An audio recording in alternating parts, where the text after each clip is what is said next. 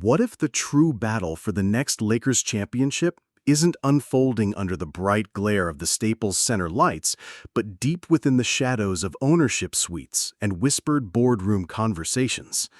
What if the fate of purple and gold glory hinges not on buzzer beaters or clutch plays, but on a quietly orchestrated realignment of power that most of us never saw coming? Welcome back to Lakers News Fan Report, where raw truth meets purple and gold passion. Smash that like button, hit subscribe, and ring the bell so you never miss a second of this unfolding drama. Because what we're witnessing now could be the dawn of an entirely new Lakers story, one that challenges the very DNA of a franchise that has lived and breathed greatness for nearly half a century. This isn't just a story of a new owner or a blockbuster trade.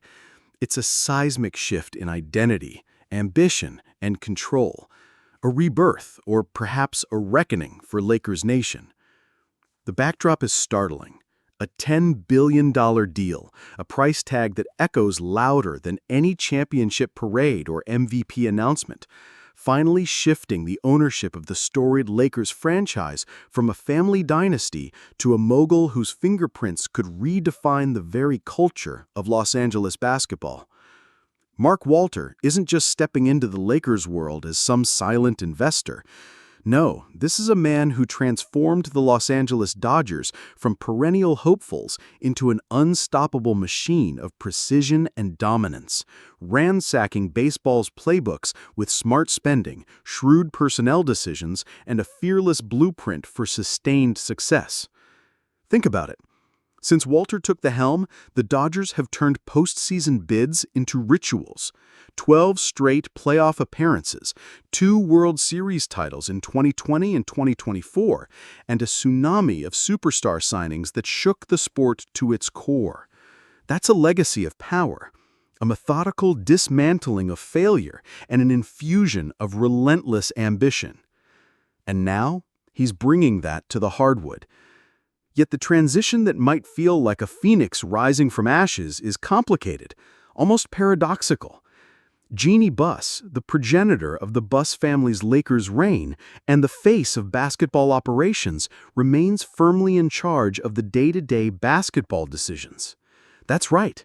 Despite this monumental change in ownership, the control of the roster, trade negotiations, and front office strategies aren't yet in Walter's hands. The same woman who has piloted the Lakers through tumultuous seas, through highs like the Shaq-Kobe dynasty and lows marked by first-round exits and playoff droughts, continues to hold that reins. This strange arrangement may provide a moment of stability, but is it a stopgap or a sign of a slowing of progress? How long can one woman hold the gate, brandishing legacy, experience, and loyalty to a family name that has been synonymous with Lakers basketball since 1979? And how patient will a billionaire powerhouse with the wild ambition and fiscal firepower of Mark Walter be, watching from the sidelines and waiting to imprint his vision? What does that vision even look like? If you know the Dodgers' history under Walter, you recognize a pattern. No half measures, no timid building, no wait and see. This is big, bold, and immediate. The Lakers franchise hasn't seen this kind of deep-pocketed commitment in years, a stark contrast to the cautious, sometimes hesitant approach during the latter years of the Buss era. Since the 2020 championship in the bubble, the purple and gold have failed to reclaim their place on the ultimate stage, entangled in first-round exits, injuries, and a roster struggling to find its identity. The team tried to swing big by landing a superstar like Luka Doncic, one of the brightest talents the game has to offer. And while that move screamed win now, it's clear even Luka couldn't carry the weight of a fractured roster alone. So what happens when Walter's financial firepower starts pumping through this franchise's veins? What new ambitions does that bankroll fuel? Now, layer onto this powder keg the whispers and buzz surrounding one of the boldest trade proposals electrifying the NBA landscape right now, a 4-team deal that could reshape not just the Lakers, but the entire Western Conference.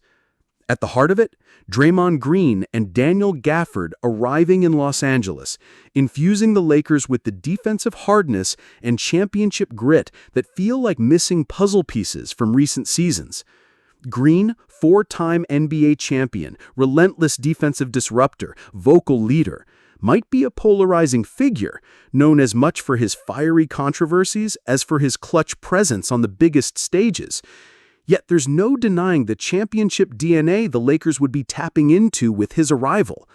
His averages last season, 9 points, 6 rebounds, 5.6 assists, 1.5 steals, and a block per game, only scratched the surface. It's the intangibles, the voice on the floor, the basketball IQ, the physical toughness. Pair him with Dorian Finney-Smith, and suddenly you're staring at a defensive front that can harass, frustrate, and shut down some of the West's most lethal scorers. Then there's Daniel Gafford, a young, athletic center whose shot blocking and lob threat skill set might finally grant the Lakers that elusive rim protection and energy in the paint they've craved for seasons. At just 25 years old and already a defensive anchor for the Mavericks, Gafford's chemistry with Luka Doncic isn't just an added bonus, it's a foundation. Imagine what kind of symphony that could create in purple and gold. But as with all game-changing deals, the price is steep, emotionally and strategically, a sacrifice that cuts deep. Austin Reaves, arguably the heart and soul of this current Lakers squad, renowned for his grit, unyielding hustle, and ability to deliver in moments when giants waver, would be the heartbreaking piece sent away to Milwaukee. For many fans, this isn't just a trade asset. He's become a symbol of hope and consistency amid years of chaos. Letting him go isn't just a roster move. It's a signal. It's painful. Yet sometimes the cost of chasing a title demands sacrifices no fan wants to make. And if this 14 swap comes to life, it would be the kind of all-in statement the Lakers haven't made in a long time, perhaps since the glory days of Kobe and Shaq. Will loyalty bend before pragmatism? Can a team rebuild its soul by trading its most beloved soldier? And then there's the thorny question of the Golden State Warriors, receiving a trade proposal that stands to make them even more fearsome. Giannis Antetokounmpo heading to the Bay Area to unite with their sharp-shooting, versatile roster. For Lakers fans, is there a chill worse than the thought of the opposition growing stronger, especially ones who have tangled so frequently and bitterly already? But in this brutal Western Conference, as loaded as it ever was with contenders like Denver, Minnesota, Phoenix, and the Rising Thunder, the Lakers don't have the luxury to worry about the enemy's arsenals. Survival demands boldness. In this chess match, patience could turn into obsolescence. The clock is merciless, the pressure relentless, and the stakes are high sky. As a lifelong Lakers fan, I can't help but feel the tremors of possibility vibrating through this moment. The Buss family's tenure embodies a legacy steeped in tradition, heartache, and unforgettable triumphs. But this isn't just about the past. This is about what the Lakers can become. What if Mark Walters' quiet but potent orchestration is exactly what purple and gold needs? A layer of stability masked by an undercurrent of impatience, a discipline of investment designed to break a cycle of mediocrity and silence those who have whispered that Lakers' glory is fading into a nostalgic dream. Yet through all of this, single question looms large and unresolved. With Jeanie Buss still steering the ship and Mark Walters' ambitions warming up to full throttle, are we witnessing the introduction of a new powerhouse working harmoniously with legacy? Or a brewing battle for control, poised to reshape the Lakers from the inside out? Drop your take in the comments. Are we reading every one? Because if there's one thing we know for certain, the future of the Lakers isn't tethered to certainty anymore. It's suspended in a thrilling, volatile moment of reinvention and raw potential. All right, first things first, if you're watching this and your heart's beating like mine right now, I need you to yell it out loud, "Let's go Lakers," because those words gotta echo from Venice Beach to downtown LA right now. This is that fiery moment where hope takes over the doubt, where the purple and gold blood runs hotter than ever before. Now let's talk real. LeBron James, the king. The man who's carried this franchise on his back through a decade of glory and set the bar so damn high it feels like the air might burst out of the arena just trying to reach it. LeBron's twilight years? Yeah, the clock's ticking on those legs that have carried us through so many wars, but what if this shift, the Walter takeover, with Genie still gripping the reins, means we ain't witnessing a sunset but a comeback story?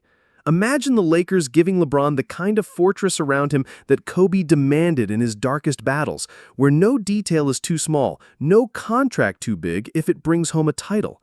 And Anthony Davis? We've seen flashes, right? This guy's a walking highlight reel on both ends of the court, a monster behind the scenes.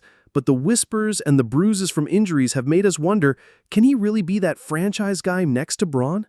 What if suddenly, with Walter's money and influence, the Lakers build a squad so lethal that AD doesn't just carry the weight, but thrives like a king reclaiming his kingdom? It's not just about talent. It's about trust, culture, and a front office unit that gets the brutal demands of this city, where the spotlight doesn't just burn, it burns dirty. And Bronny? That kid's watching all this from the sidelines, right? The future of the franchise and the weight of a legacy crashing down on his young shoulders. What if this new regime crafts a perfect storm for Bronny to blossom, not as LeBron's son, but as another Lakers legend in the forging? The way they nurture him, develop him, whether it's through mentorship from seasoned vets or the pressure cooker of a supercharged championship chase, matters. You don't just build a team, you build a lineage, a dynasty that transcends eras. And Austin Reeves? Man, that kid's grit screams Lakers DNA, the heart and hustle Genie has always valued. But with the new money hungry on the championship scent, what if Reeves is suddenly that sacrificial lamb in a game that demands more firepower? Or maybe, just maybe, he's the wild card every contender fears because he's the soul this team desperately needs. And that front office? Jeannie Buss is still the queen, but with Walter draping billions across the floor, the dynamic shifts from family-run passion project to a calculated business war machine. Does Jeannie hold on to the stewardship with an iron grip that preserves Laker culture? Or do we see subtle power moves from Walter's camp bringing in numbers guys, analytics warriors, who reshape the way the purple and gold operate? It's like watching a classic movie where the new player shakes the old guard's foundation. Either they fuse into something unstoppable or crash into chaos. Now think about the history. Remember 2010? Bynum and Kobe's Showtime 2.0 carving up the paint? That raw, unrelenting hunger that felt like every game was the final script before the big win. Then jump to 2020, the bubble, an impossible moment wrapped in pandemic uncertainty where Lakers showed the world that champions aren't born, they're forged. And yet, post-2021, a slow fade into first-round heartbreaks, confusing roster decisions, and a rebuilding maze that's maddening. All that fire now taken to a new level with this ownership upheaval. It's almost poetic, like the Lakers are plotting a comeback plotline Shakespeare himself would envy. Rivalries? Don't even get me started. Warriors, Nuggets, Suns, Mavs, Clippers, they're watching, circling, sharpening their claws. The West is a goddamn shark tank, and if the Lakers don't evolve fast, they'll get devoured. But what if Walter's bankroll and vision become the great equalizer? What if the domino effect starts here, forcing every one of those West Coast mercenaries to rethink their playbook because the purple and gold are coming with a vengeance unprecedented in decades? Imagine a Lakers team that not only answers the call, but rewrites the story of the West, turning those rivals into mere chapters in a larger saga, a saga fueled by relentless aggression, calculated risk-taking, and an ownership willing to break the bank without blinking. But what if, amid all this, the soul of the franchise fractures? What if legacy battles innovation, passion folds under pressure, or the money blindsides the leadership that made the Lakers a beacon for champions? This is the knife edge we're standing on. 10 billion reasons to believe, but also 10 billion reasons for heartbreak if this experiment spins out. I'm screaming after watching a decade-long roller coaster of championships, rebuilds, and heartbreak, and this could be our new dawn or a repeat nightmare wrapped in fresh paper. As a Laker till the day I die, here's how I see it. Mark Walters' entry is the shot of adrenaline this franchise begged for, the kind that could spark a run so ferocious it reclaims the throne for years beyond those last echoes of LeBron's greatest moments. But that fire needs to be kindled fast and hard. Genie's leadership, if it can adapt, if it can embrace a new era without losing the soul, may just be the glue that binds past and future, tradition and innovation. The Lakers are standing at a precipice, and me? I'm screaming at the universe that this franchise isn't done yet. We're ready for blood, sweat, and tears, ready to carry that purple and gold banner high where legends are made, rivalries are crushed, and history is written in rings. Drop your thoughts below. I want to hear every voice, every roar from Lakers Nation. Tell me, are we witnessing the birth of a dynasty reborn or just another chapter in the endless, painful saga? This is the moment, and I'm locked in, heart wide open, ready to ride this storm with every true believer in purple and gold.